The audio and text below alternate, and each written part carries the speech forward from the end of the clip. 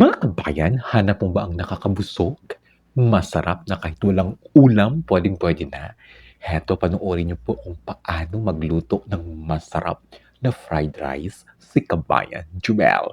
Tutok na, mga kabayan. So mga kabayan, nakaready na po ang ating kanin, ang ating mga lamas, ang ating mga pangpasarap. So ngayon, ayan, niluluto na po natin ang ating itlog. Siyempre, ginigisa natin yan. Sinabay na po natin ang ating bawang. Maraming bawang syempre at saka maraming sibuyas.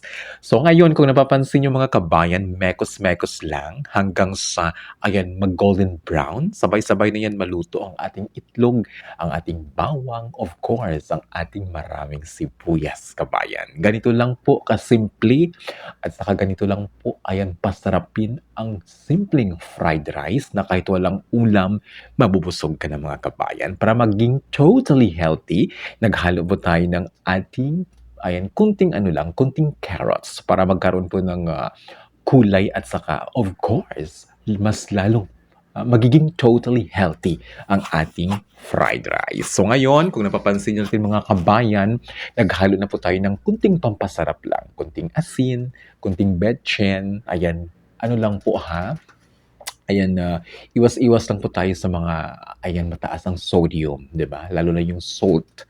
Okay, kunting salt lang, kunting betchin para at least maramdaman din natin yung masarap na lasa, correct?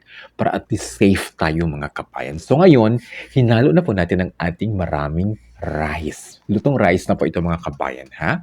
Itong ating recipe mga kabayan, sinabi ko sa inyo, very quick, very easy, at the same time, very healthy.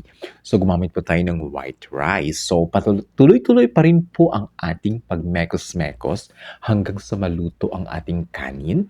Yes, sabay-sabay na yan sila maluto kagaya ng ating carrots, ang ating mga sangkap, okay na siya. Lutong-luto na. Gusto ko kasi sa fried rice mga kabayan, totally cook ang rice. Ayan talagang ano siya, parang buhaghag na siya tingnan. 'Di ba hindi siya dikit-dikit, 'di ba hindi siya basa. Gusto ko sa fried rice mga kabayan, perfect na perfect ang pagkaluto para mas lalong sumarap ang lasa. Of course, marami kang makakain na kahit walang ulam, mabubusog ka na, mga kabayan. Kumbaga 3-in-1 na po itong ginawa po nating fried rice. Ayan, so ito na, luto na. Ayan, nalipat na po natin sa ating plate kasi syempre kakain na tayo, gutom na tayo mga kabayan. So kainan na, wag po kayo magpalipas ng gutom. Ang sarap ng ating fried rice!